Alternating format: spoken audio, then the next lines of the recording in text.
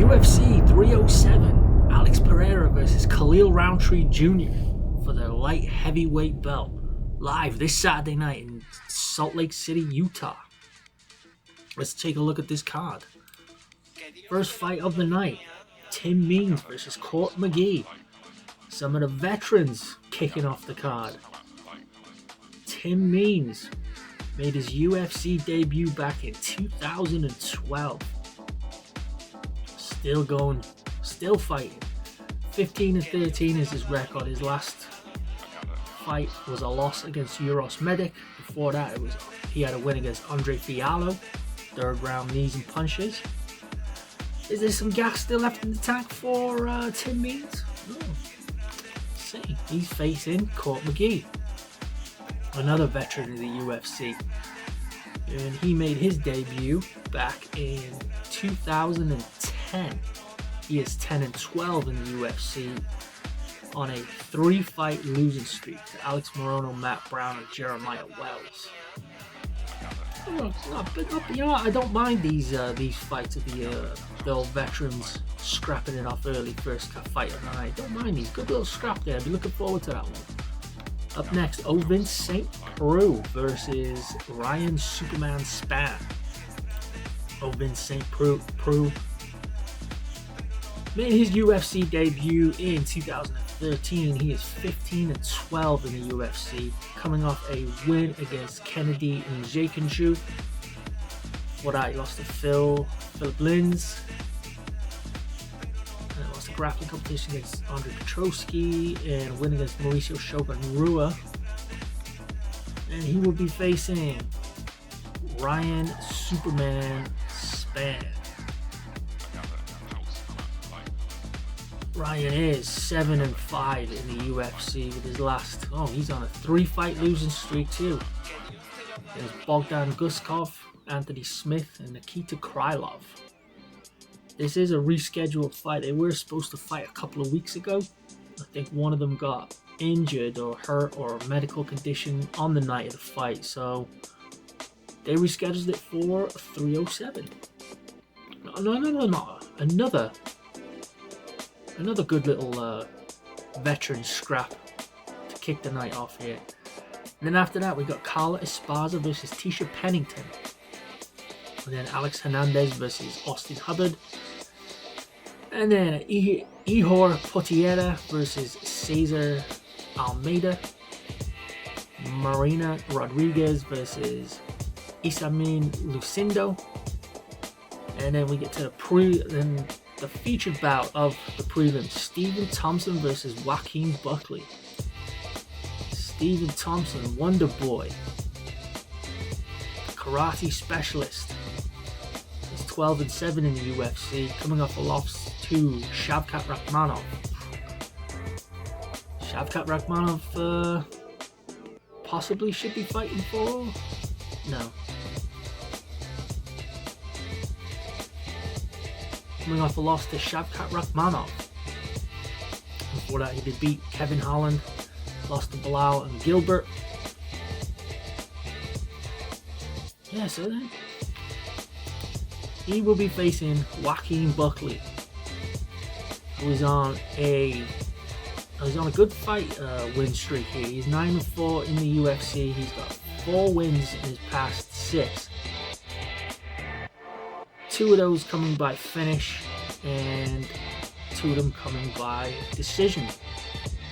It's Nurasulta Ruzbiov, Vicente Luque, Alex Morono, Andre Fiallo. Interesting fight this, interesting fight.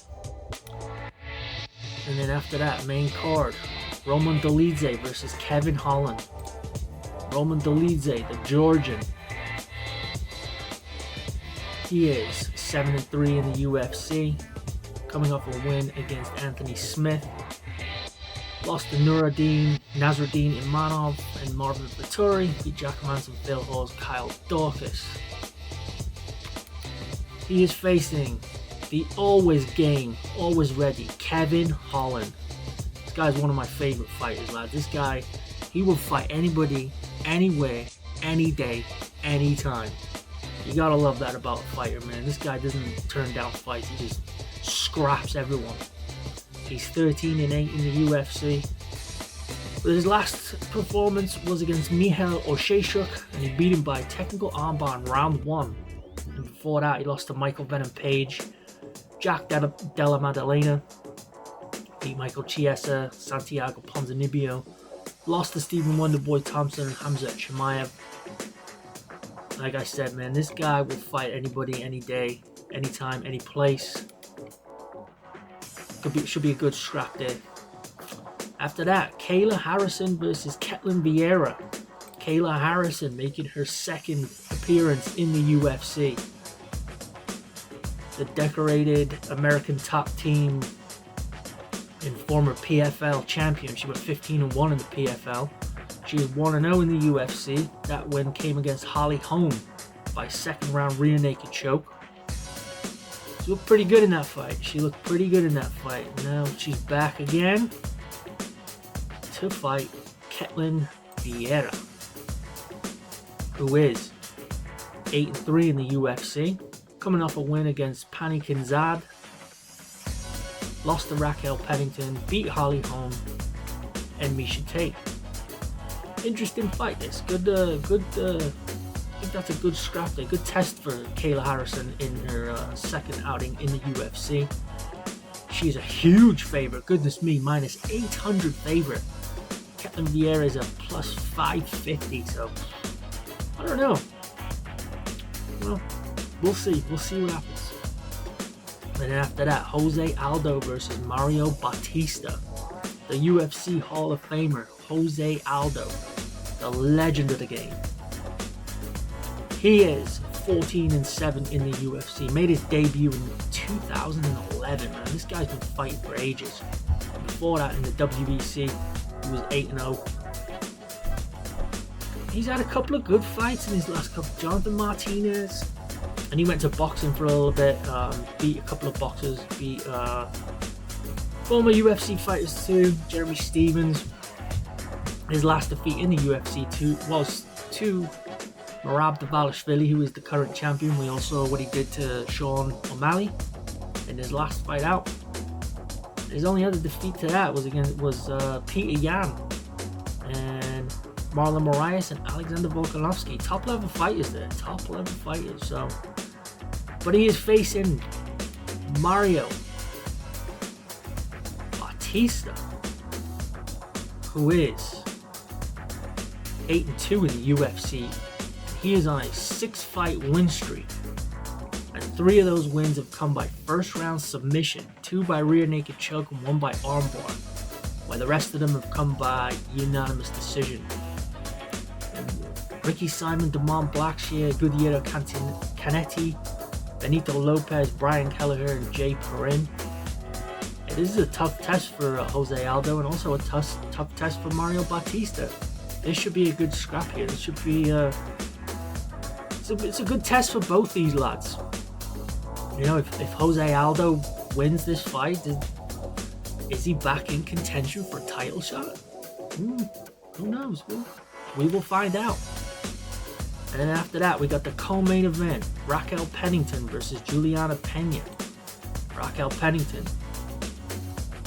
She is 13-5 in the UFC. She did win the belt in her last fight against Mayra Bueno Silva by decision.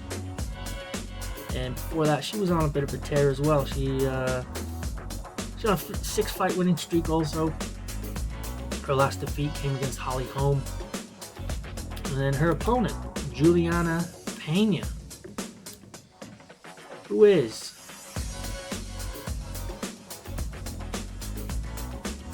7-3 in the UFC.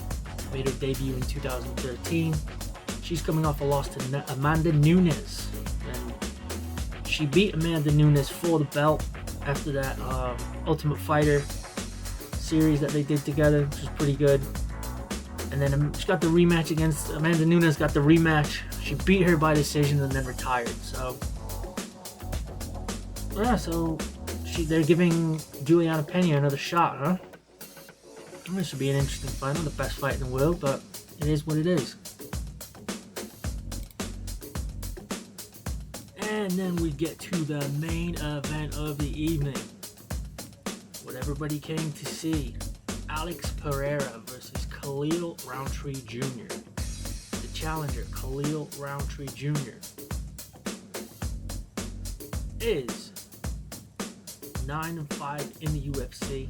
Made his debut in 2016. He's been on a nice little win streak as well.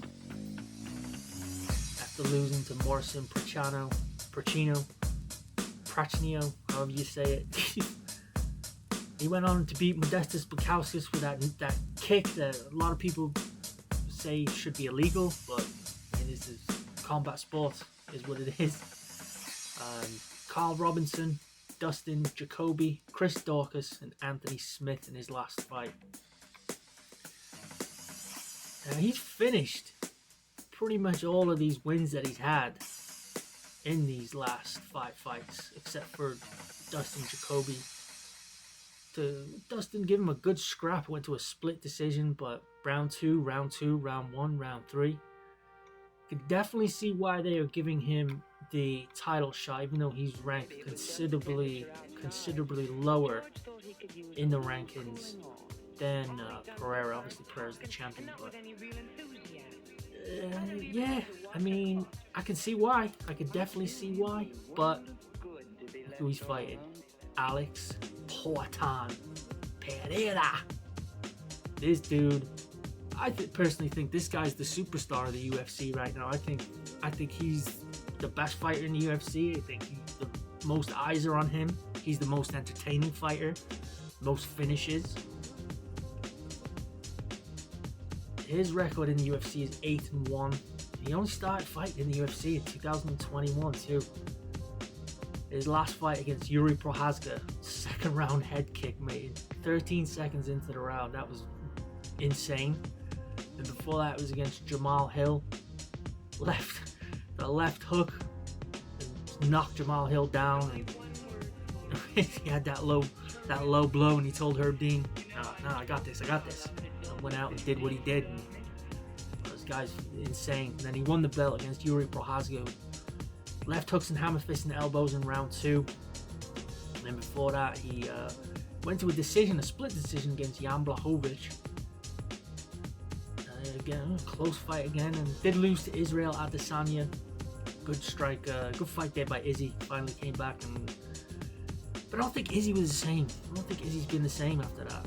But then he beat Israel Adesanya for the belt in round 5. That was a good fight. And then what he did to Sean Strickland, man, that was a vicious knockout. Left hook, and good night. Before that, Bruno Silva and Andreas Michailidis. Goodness me, I don't know how to say that. That fly knee, that's when he made his UFC debut. That was fucking impressive as well. Yeah, man, this is gonna be a good scrap, man. I think it's gonna be a lot closer than what people think. Then again, I've been wrong again. Let's see what the odds are. Wow, Pereira's a minus 455 favorite. Man, Roundtree is a plus 350 underdog. But man, I think this is a lot closer than people think. I wouldn't be surprised if people pick Roundtree in this one, because I mean, what did they say? The last time he fought a Glory kickboxing champion, is it Gokhan Saki? And he beat Gokhan Saki in round 1 by punches. It was back in 2018, but again, Gokhan Saki is not Alex Pereira. He's not Alex Pereira. And shit, it's a hell of a fucking bigger, taller order of a task going against Alex Pereira than Gokhan Saki. But still, I think he has a chance. I really do think Roundtree has a chance in this. He said that he's got a new move that hasn't been seen in MMA before. And he says, when you see it, you'll know. So I'm looking forward to seeing if he adds that in there and see what he does with that. But ultimately, man, I can't pick against Alex Pereira. From what this guy's done so far in the UFC, just super impressive, insane. But there it is, lads. UFC 307, Pereira versus Roundtree, live on Saturday night from Salt Lake City, Utah. 10 p.m. to kick off the main card. We'll be live on Leather to the Face calling it. Tune in to the Big Blue Crew Sports Network to catch it. And until then, don't drink and drive, and have a good one. Salute.